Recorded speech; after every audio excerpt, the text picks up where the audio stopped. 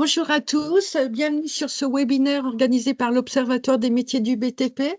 Je me présente, je suis Anne-Carine Ambanelli, chef de projet à l'Observatoire, et j'ai été en charge du suivi de cette étude que nous allons vous présenter aujourd'hui. Donc, pour ceux qui ne connaissent pas l'Observatoire, sachez qu'il a été créé en 2006 par les CPNE du BTP, qu'il est piloté par un comité de pilotage paritaire qui oriente et valide nos travaux et qu'il a pour principale vocation de réaliser des études prospectives et des analyses statistiques en vue d'anticiper l'évolution de l'activité, de l'emploi, des métiers et des qualifications du BTP, d'aider l'ensemble de la profession à anticiper ses besoins en matière de recrutement, de compétences, de formation et d'aider les branches à prendre des décisions. Donc, il a pour mission de réaliser des études prospectives nationales, mais aussi régionales, qui ont pour particularité de pouvoir être déclinables à travers plusieurs régions quand la problématique est partagée par ces régions. Donc, aujourd'hui, nous allons vous présenter les résultats de l'étude sur les difficultés de recrutement des entreprises du BTP en région Grand Est, en lien avec sa position géographique frontalière.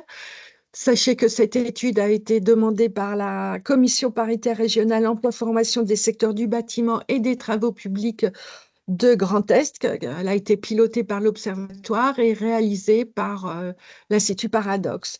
Donc, elle avait un double objectif. Un, de mieux cerner l'impact de l'activité transfrontalière sur les difficultés des entreprises du BTP en matière de recrutement, mais aussi en matière de fidélisation des salariés. Et d'autre part, elle avait pour but d'identifier des leviers justement pour aider ces entreprises à faire face à ces difficultés. Donc, l'étude a démarré en mars 2024, elle s'est terminée en avril 2025, donc il y a peu de temps. Donc aujourd'hui, on va vous présenter les résultats. C'est Catherine Bétourné, directrice études chez Parados, qui va vous les présenter. Et voilà, donc avant de lui laisser la parole, je vous précise que nous avons à peu près...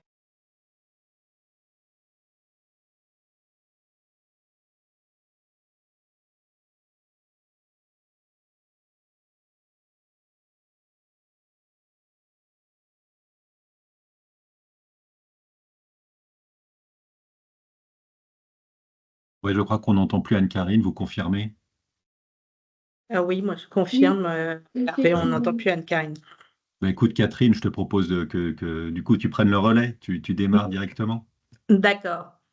Ben, enchantée et puis ravie de Est-ce vous que vous présenter. me... Voilà, on vous a récupéré Anne-Carine, on vous avait Ah, perdu. ça y est? Oui, là c'est bon.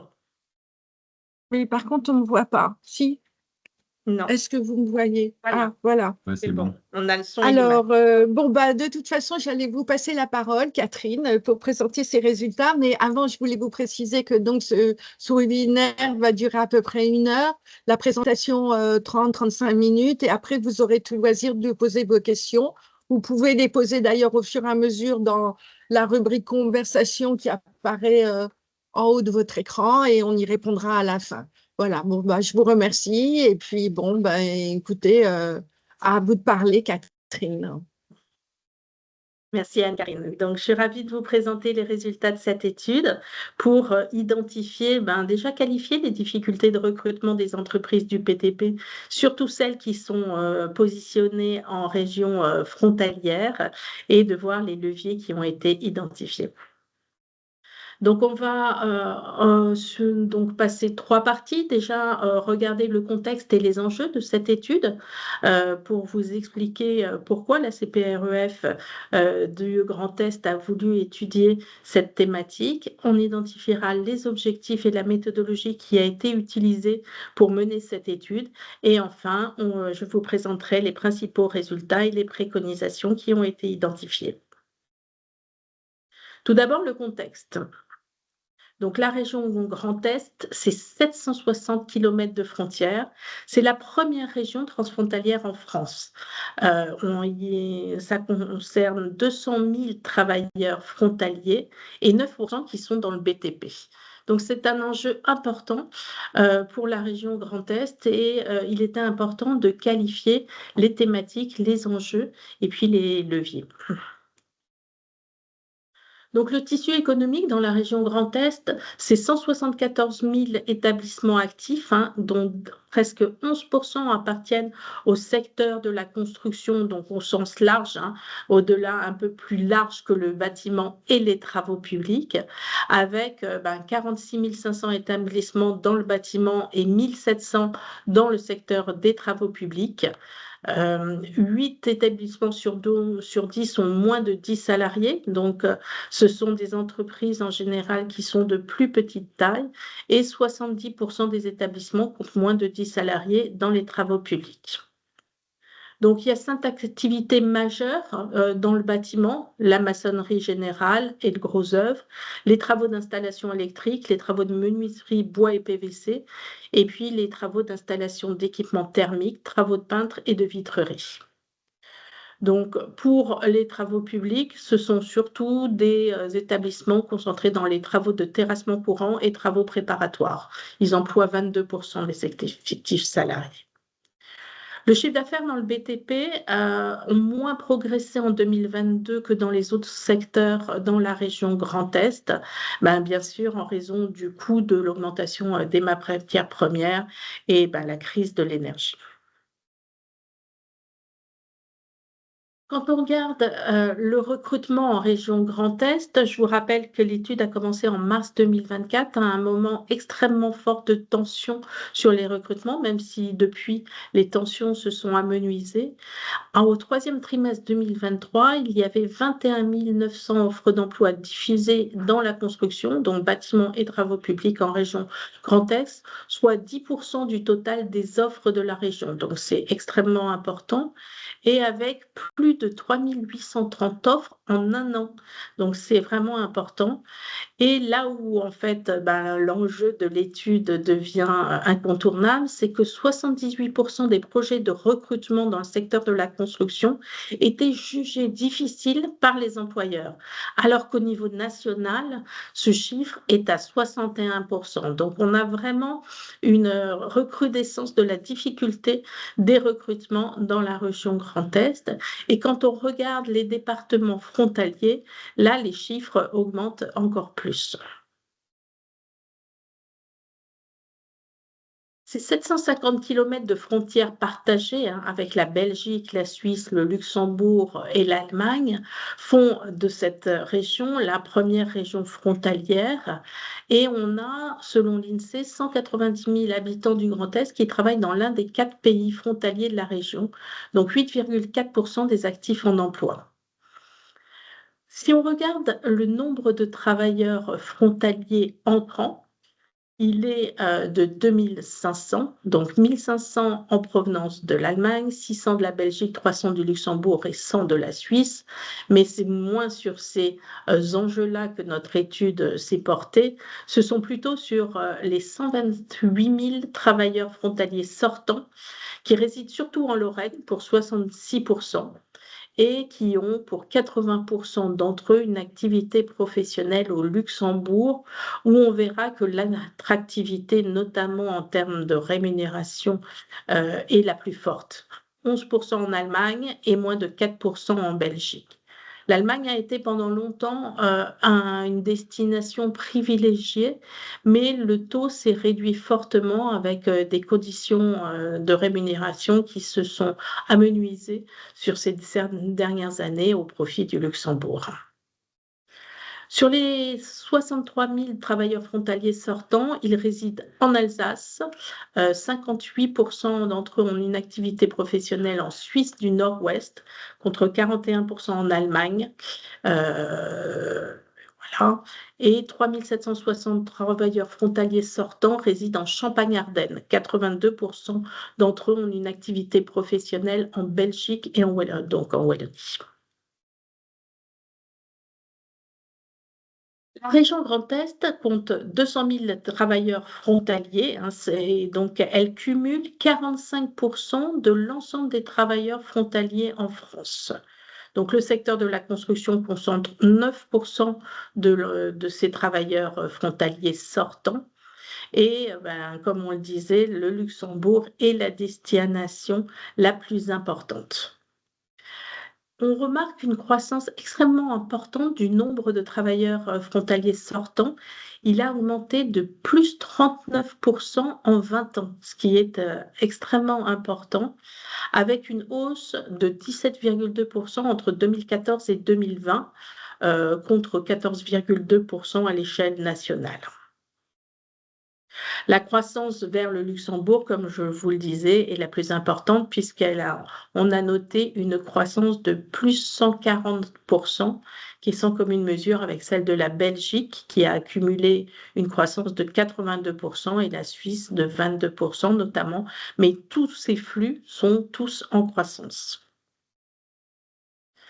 Il y a un gros investissement de la région Grand Est sur la formation initiale et c'est pourquoi l'enjeu est d'autant plus important parce que l'investissement formation est important et on voit partir notamment le public jeune vers l'attractivité des pays frontaliers. Ce sont 12 500 jeunes qui sont en formation initiale dans les secteurs du BTP en région Grand Est, dont 61% en apprentissage. Donc, 5 338 étaient en année diplômante. Donc, c'est ce public-là qui est particulièrement visé par les pays frontaliers pour attirer ces jeunes qui ont été formés et bien formés dans la région et qui peuvent être en tout cas des sources à recruter pour les pays frontaliers.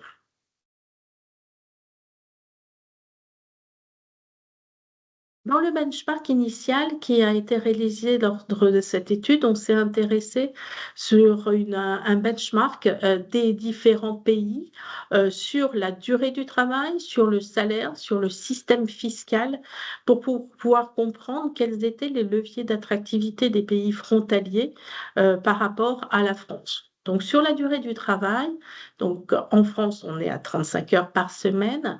En Belgique, il y a 38 heures d'heures de travail légal par semaine, 40 heures au Luxembourg, 35 à 40 heures en Allemagne, ça diffère selon les Länders.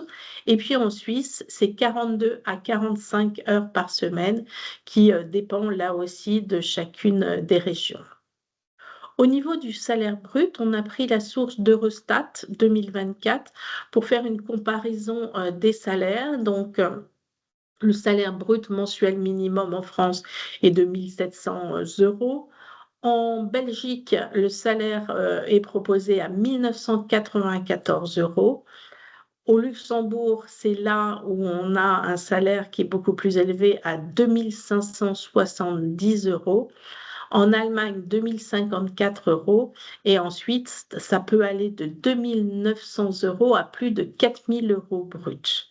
Donc, une vraie attractivité au niveau des salaires qui est la raison principale de motivation des salariés français à aller travailler dans les pays frontaliers.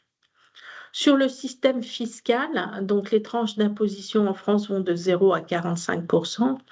En Belgique, elles vont de 25 à 50%.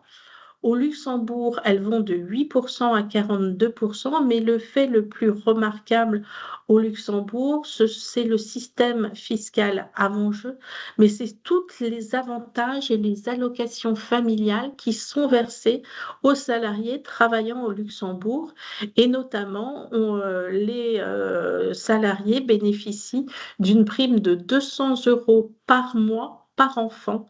Donc, ce qui, quand on a 3 enfants, ça devient un poids extrêmement important qui vient se rajouter au salaire brut qui est proposé. En Allemagne, les tranches sont similaires à celles de la France, mais avec des charges qui sont un peu plus importantes. Et en Suisse, là, on a un système d'imposition qui est extrêmement favorable avec des tranches d'imposition qui ne vont que de 0 à 11,5%. Donc les principaux défis auxquels se font face les entreprises de la région Grand Est, c'est maintenir les compétences, c'est attirer vers ces métiers et puis toucher de nouveaux publics quand on fait face à une pénurie de recrutement, trouver des solutions qui permettent la continuité des chantiers et de pouvoir de continuer à développer son entreprise malgré la pénurie lors des recrutements. Donc, les objectifs de l'étude, c'était de réaliser un état des lieux socio-économiques du secteur du BTP dans la région Grand Est, avec toutes les données économiques et sociales par les différents départements, zones d'emploi, intercommunalités, de pouvoir regrouper toutes les statistiques interprofessionnelles et sectorielles disponibles pour les travailleurs transfrontaliers, et puis apporter une vision prospective à un horizon de 3 à 5 ans. La deuxième partie a été d'identifier les impacts du travail transfrontalier dans le BTP en région Grand Est et de mettre en perspective, au regard des besoins en recrutement des entreprises, comprendre notamment les raisons des mobilités des individus formés dans la région et qui se dirigent vers les pays frontaliers, recenser les difficultés rencontrées par les entreprises du BTP en termes de besoins en recrutement, de maintien dans l'emploi et d'attractivité, et puis de proposer des pistes des réponses et un plan d'action opérationnel en faveur de l'attractivité et de la fidélisation des salariés et notamment des jeunes. L'étude s'est conduite donc des entretiens semi-directifs ont été menés auprès des principaux acteurs, auprès des entreprises de la région Grand Est, auprès d'entreprises étrangères du BTP frontalières à la région Grand Est, auprès d'organisations concernées par la problématique et auprès de salariés du BTP, soit des personnes en reconversion professionnelle, soit des personnes ont eu des expériences à l'étranger et qui en temps revenu, soit des salariés qui travaillent dans les pays frontaliers. Une enquête par questionnaire en ligne a également été menée sur un échantillon de 7 600 entreprises. Il a été relayé par les différentes organisations professionnelles d'employeurs et de salariés. 265 personnes ont cliqué sur le lien, 174 personnes ont répondu à l'entièreté des questions et au total, 248 questionnaires ont été exploités.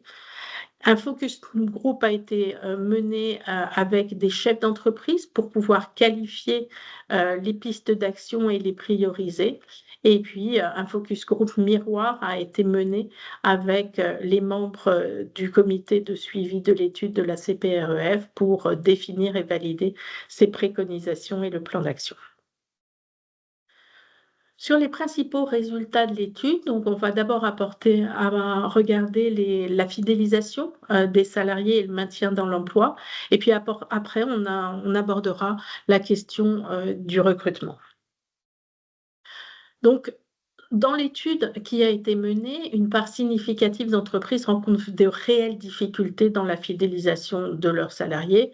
Elles sont 64% à montrer que ces difficultés et à témoigner de ces difficultés. 41% les jugent très importantes et 23% estiment qu'elles sont plus mesurées. Mais ces entreprises sont à 62% des entreprises qui ont vu un salarié quitter leur entreprise au cours des 2 dernières années.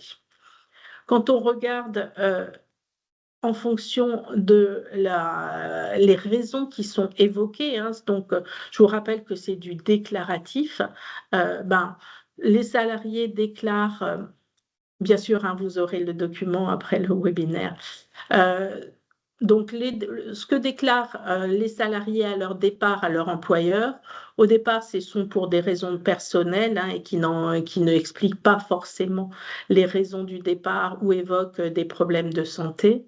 Il y en a 27% qui déclarent que le niveau de salaire est jugé trop bas, notamment par rapport à ce qu'on vient de voir dans les régions frontalières. Il y en a 16% qui quittent leur emploi pour un autre emploi dans une autre entreprise en France. 15% qui jugent que la carrière est trop difficile ou inenvisageable compte tenu de la taille de l'entreprise dans laquelle ils travaillent. et 13% qui déclarent avoir trouvé un emploi frontalier dans une entreprise étrangère et uniquement 11% qui jugent que les conditions de travail sont insatisfaisantes.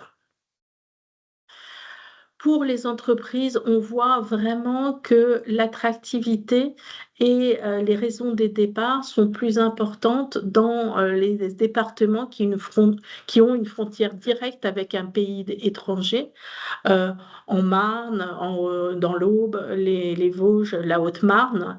Par contre, plus on s'écarte de la frontière, moins le poids de l'attractivité des pays frontaliers se fait sentir et moins la tension et en tout cas la tension des recrutements est jugée en tout cas comme causalité principale à la présence des pays frontaliers et leur attractivité.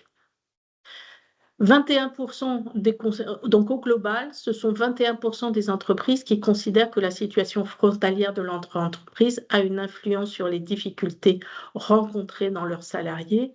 Et vous voyez en fait sur le graphique d'en bas que ce pourcentage varie fortement. Donc en Meuse, c'est 56% des entreprises qui trouvent que c'est leur situation géographique frontalière qui est la cause de la difficulté de recrutement, alors que, par exemple, dans le Bas-Rhin, ça ne représente que 13%, 39% dans le Haut-Rhin.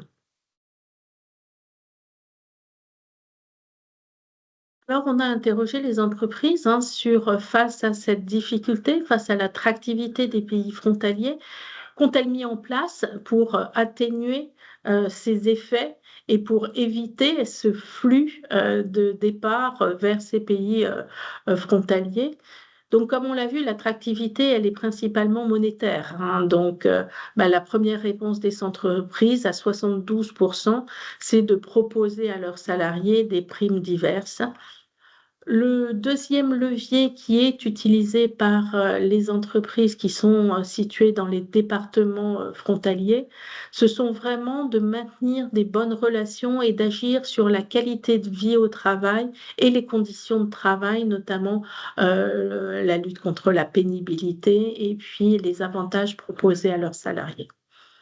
52% prêtent du matériel de l'entreprise pour une utilisation personnelle et 48% ont dû revoir leur politique de rémunération pour en renforcer leur attractivité.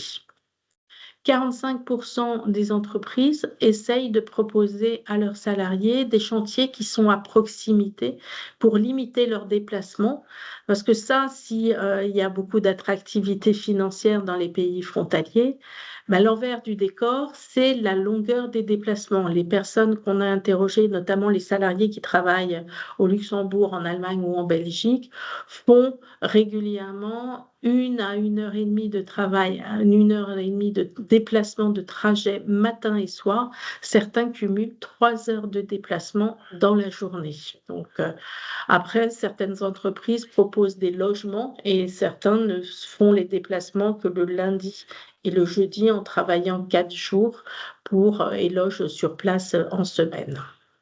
36% des entreprises mettent à disposition des véhicules de fonction. 35% ont mis en place une politique d'intéressement et 24% proposent des choix de chantier dits de qualité qui permettent de valoriser les savoir-faire et de mieux développer les compétences. Et donc ensuite, ce sont des avantages qui sont proposés comme des paniers repas supérieurs au minimal conventionnel, une adaptabilité sur les horaires de travail ou sur les congés payés. Certaines entreprises, elles sont 20% à proposer la semaine des 4 jours et le remboursement des frais de déplacement d'une manière un peu plus attractive. Donc, pour résumer, on a vu, c'est un enjeu fort, la fidélisation des salariés pour toutes les entreprises de la région Grand Est. Elles ont été 62% à être confrontées à un départ, donc le recrutement, ça les concerne tous. la proximité avec la frontière n'est pas globalement au périmètre de la région totale le principal motif de départ, mais il l'est pour les départements qui sont vraiment frontaliers. 14% des entreprises, elles, ont vraiment, et donc avec le déclaratif du salarié, déclaré avoir un départ pour un emploi frontalier. Et 3 entreprises sur 10 mettent en place des conditions, des actions vraiment particulières et importantes pour atténuer l'attractivité des entreprises étrangères. Donc, on a travaillé sur des actions à mettre en place ou des mesures spécifiques à encore développer pour fidéliser les salariés et faire face à ces difficultés qui pénalisent économiquement et logistiquement les entreprises du Grand Est. Donc, 7 actions ont été identifiées, dont 3 ont été jugées prioritaires par la CPREF Grand Est. D'abord, c'est soutenir les entreprises dans la construction de parcours d'évolution professionnelle interne en intégrant des périodes de formation, donc notamment les accords de GEPP, les parcours de développement des compétences, la valorisation de l'ancienneté, la progression salariale. Renforcer la communication sur les avantages proposés aux salariés. En interrogeant les entreprises, on voit qu'elles ne mettent pas systématiquement en avant tous les avantages qu'elles proposent et qu'il a fallu un temps de réflexion pour pouvoir vraiment lister dans leur exhaustivité tous les avantages qu'elles mettent en place. Donc ça, c'est vraiment, c'est pas vraiment une question de pouvoir rajouter encore des leviers d'attractivité, mais peut-être mieux les communiquer et en faire vraiment des éléments de la marque employeur pour mieux développer ou fidéliser les collaborateurs en mettant en avant les avantages qui leur sont proposés. Et puis la troisième action qui a été priorisée par la CPRF, c'est sensibiliser les entreprises à la problématique de la qualité de vie au travail et à l'équilibre entre la vie professionnelle et la vie personnelle. Et c'est vraiment, donc notamment avec les partenariats avec l'ANACT, mais c'est aussi un des leviers, parce que c'est vrai que travailler à l'étranger, c'est beaucoup de temps de trajet. L'équilibre vie pro, vie perso, c'est vraiment un avantage et un levier à faire valoir auprès des salariés pour les fidéliser. Ces actions ont été positionnées en fonction de la faisabilité des pistes d'action qui ont été identifiées et des bénéfices attendus. Donc, dans l'étude, vous verrez, chaque action fait l'objet d'une fiche action qui décrit les objectifs, les actions à mener, les bénéfices attendus, les publics cibles, les acteurs impliqués, et puis comment mettre en place ces actions. La deuxième partie de l'étude, c'était sur le recrutement. Donc là, on est moins sur la fidélisation, mais sur l'attractivité. Près de 3 entreprises sur 4 déclarent avoir rencontré des difficultés particulières de recrutement au cours des 2 dernières années. Et 56 émettent une forte, voire une très forte urgence à recruter un ou plusieurs salariés parce que ça pénalise le fait de commencer des nouveaux chantiers ou la tenue des échéances sur les chantiers en cours. 50% jugent important ou très important le niveau de difficulté des démarches de recrutement engagées ces dernières années. Donc, vous le voyez, c'est vraiment une thématique et une difficulté qui est rencontrée par l'ensemble des entreprises et qui amène vraiment des impacts extrêmement importants sur l'activité de l'entreprise. Les métiers les plus cités sur lesquels il y a le plus de tension, c'est zingueurs, maçons, couvreurs, poseurs, charpentiers et plaquistes. 77% des entreprises interrogées ont recruté au moins un salarié au cours des 2 dernières années. Donc, pour vous montrer à quel point ces enjeux sont importants pour elles. Je vous ai mis des verbatim d'entreprises. Elles nous ont dit il y a eu plusieurs recrutements, ça a été à chaque fois difficile. Le problème principal, c'est qu'on ne trouve pas des personnes avec les compétences recherchées. On recherche surtout des ouvriers qualifiés, spécialisés. On a du mal à solutionner le problème et donc on recrute des ouvriers qualifiés qui n'ont pas forcément la compétence qu'on ciblait au départ parce qu'on est obligé et qu'on est obligé d'assurer la continuité de nos chantiers. Et donc, on investit encore plus dans le développement des compétences et dans la formation des salariés parce qu'on a du mal à trouver vraiment le profil que l'on cherche. Et dans les entreprises qu'on a interrogées, il y en a près de la moitié qui souhaitent recruter un salarié et l'autre moitié entre 2 et 3 salariés. C'est vraiment important. Elles sont en cours permanent de recrutement parce qu'il est vraiment difficile de retrouver la personne au profil parfaitement adéquat. La concurrence des entreprises étrangères au global de la région n'est pas l'explication la première des difficultés recrutement. On a été surtout l'année dernière dans une tension sur l'ensemble des secteurs d'activité en France. Et les 4 facteurs qui expliquent le plus les difficultés des recrutements dans le BTP, c'est le manque d'expérience des candidats, pour 59%, le manque de personnes formées à proximité, surtout quand les entreprises sont positionnées en zone rurale, les exigences des candidats, et notamment des jeunes qui ont des attentes qui sont extrêmement importantes, et parfois encore l'attractivité du métier auprès de publics plus jeunes. 4 entreprises sur 10 trouvent que leur proximité avec la frontière influe fortement sur leurs difficultés, et on le verra, vous voyez sur le graphique, c'est le bleu marine, 24% dans la Meuse, 20% dans les Ardennes, 19% dans le Haut-Rhin.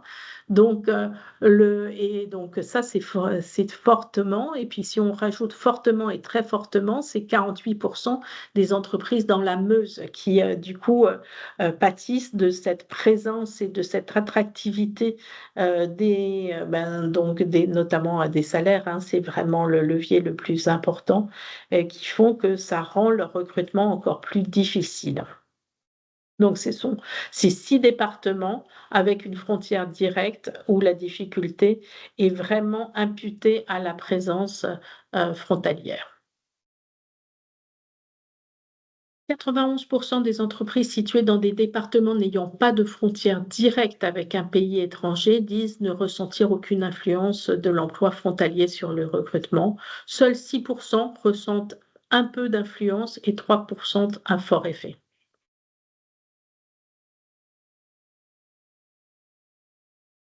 Alors, la raison, je pense qu'on n'avait pas à chercher très loin et puis tout le monde le sait. Le niveau de salaire plus élevé, la fiscalité, l'obtention de prestations sociales avantageuses sont les facteurs premiers de l'attractivité des emplois frontaliers. 80% des entreprises interrogées pensent que le niveau de salaire plus élevé proposé à l'étranger constitue le principal facteur d'attractivité des emplois frontaliers. Donc ça, on l'a vu, ces salaires, ils sont importants. Et ensuite, on est toujours de l'ordre financier avec la fiscalité et les prestations sociales, comme je vous en parlais tout à l'heure, notamment au Luxembourg. Donc, vous voyez les raisons. Sur les conditions de travail, 21% déclarent que c'est un facteur.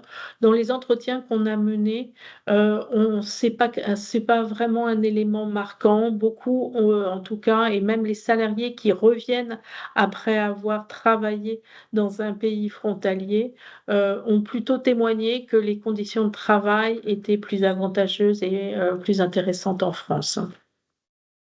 Parfois, ce sont dans des entreprises plus importantes, donc certains aussi ont identifié des perspectives d'évolution professionnelle plus importantes. 17% des entreprises interrogées déclarent avoir mis en place des actions pour surmonter les difficultés de recrutement. Donc, bien sûr, l'augmentation des salaires proposés hein, dans la limite de ce qui est possible compte tenu du coût de la rentabilité des entreprises. L'engagement fort en faveur de la qualité de vie au travail, hein, on retrouve à peu près les mêmes leviers que pour la fidélisation. Quasiment 40% le recours à l'intérim. Quand on ne peut pas recruter, quand c'est difficile et qu'on ne peut pas répondre aux attentes des candidats, ben, les entreprises se tournent vers l'intérim et le recours à l'apprentissage. Donc, quand on cumule les deux, ben, l'apprentissage et l'intérim deviennent les principaux leviers de recrutement quand on a vraiment du mal et que ça met en péril l'activité économique, la poursuite des chantiers ou le fait de pouvoir développer son entreprise et un recours extrêmement important à la sous-traitance ou à la co-traitance. C'est vraiment, ces données sont vraiment une réponse aux difficultés d'embauche et ça permet de servir de sas à l'embauche comme ils nous ont exprimé. Les raisons, hein, donc la pénurie de main-d'œuvre telle qu'elle est exprimée, hein, heu, par les entreprises qui sont le plus impactées. Donc là, les effets de l'emploi frontalier sur l'entreprise, c'est la pénurie de main-d'œuvre à 50%. C'est une compétition aussi accrue à l'embauche, 16%. C'est aussi la pénurie de candidats pour une reprise d'activité par la suite, parce qu'ensuite, ils n'acceptent pas forcément les conditions qui sont proposées en France. C'est un allongement des processus de recrutement. Les entreprises nous ont témoigné que pour des départs à retraite, elles commencent 1 an et demi avant les départs à retraite à commencer leur processus de recrutement, tellement il est difficile de trouver des personnes qui correspondent au profil souhaité. Et puis, l'impact aussi de cet emploi frontalier à 10%, c'est une baisse du niveau d'activité de l'entreprise parce qu'elles ne peuvent pas répondre aux sollicitations compte tenu des effectifs qu'elles ont.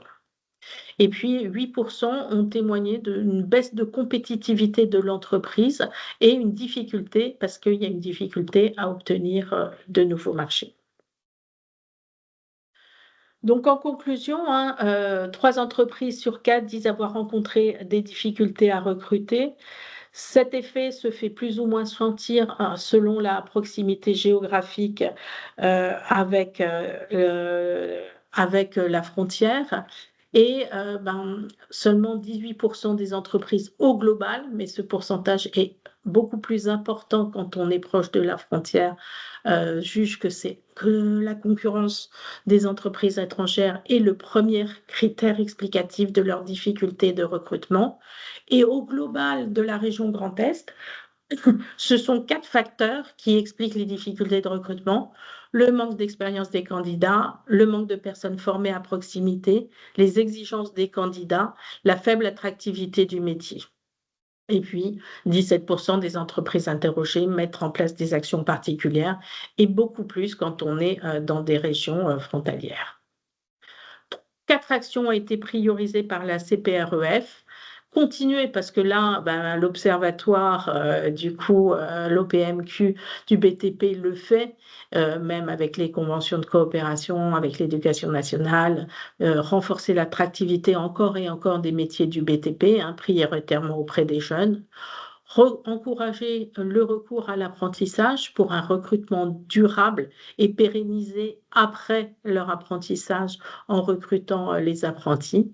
Faciliter les reconversions professionnelles vers les métiers du BTP parce qu'on a vu que ce public était moins un public cible pour les pays frontaliers et que ces personnes-là, en général, étaient plus soucieux de la qualité de vie au travail et de moins de temps dans les déplacements.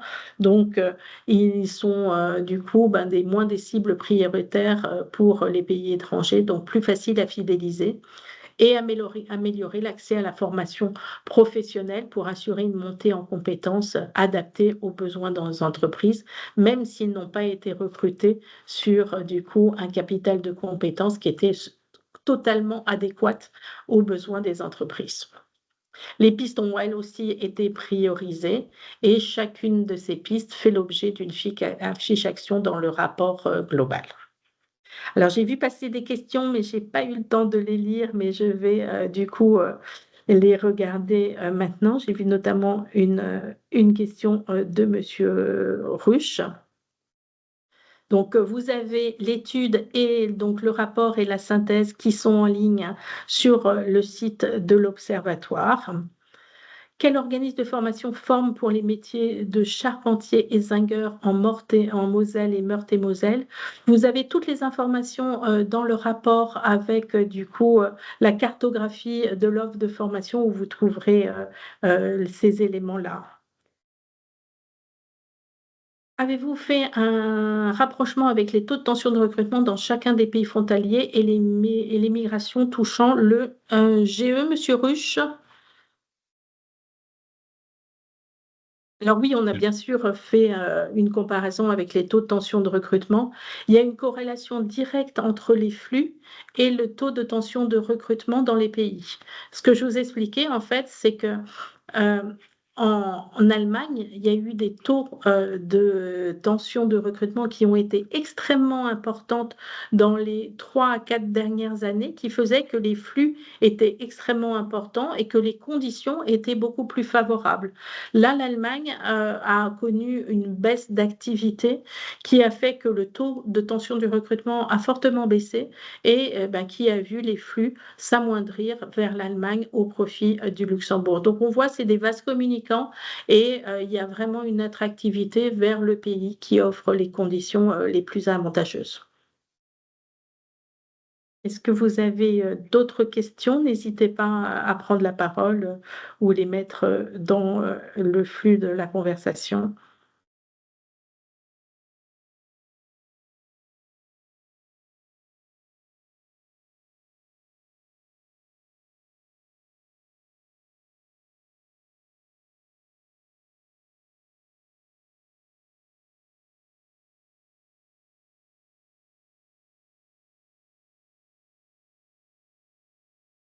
Pas d'autres questions sur l'étude?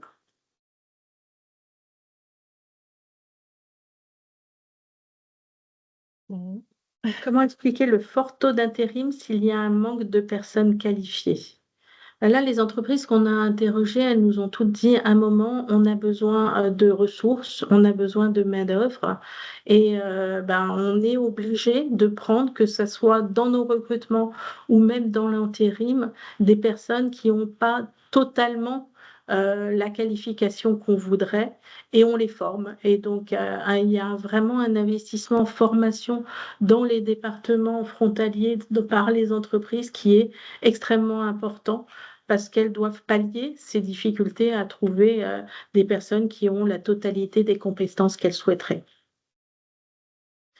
Compte tenu de ces informations, savez-vous qu'il sera possible un jour de signer des contrats d'apprentissage avec la Suisse? Alors ça, je ne sais pas.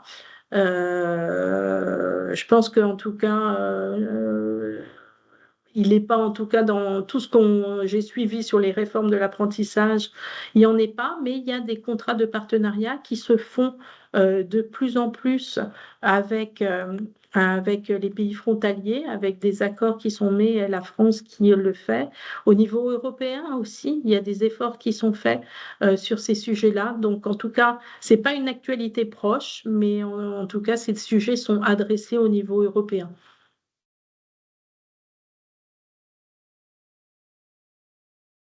Alors, comment se positionnent les entreprises avec les personnes éloignées de l'emploi et le dispositif de la clause sociale comme levier de recrutement?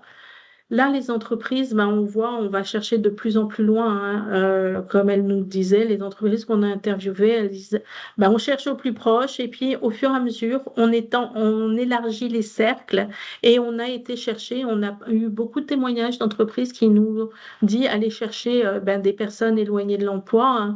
Notamment, il y a les dispositifs HOPE avec des personnes formées à l'AFPA, du coup, sur des publics réfugiés.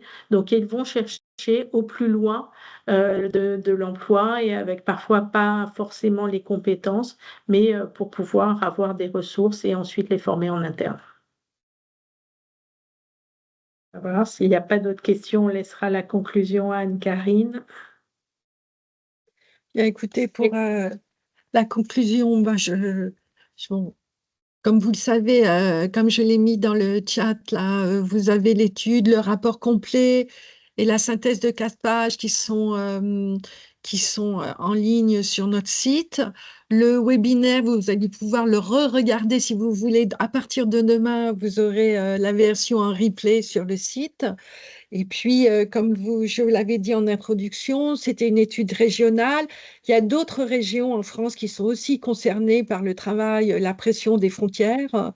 Et donc, l'étude qu'on a faite aujourd'hui, elle pourrait tout à fait être déclinable dans d'autres régions. Donc, avis aux amateurs si vous êtes intéressés. Voilà. Bon, bah, écoutez, je vous remercie d'avoir été présent, d'avoir participé avec vos questions. Merci Merci à beaucoup. tous. Très Bonne bonne journée. journée. Au revoir. Au revoir.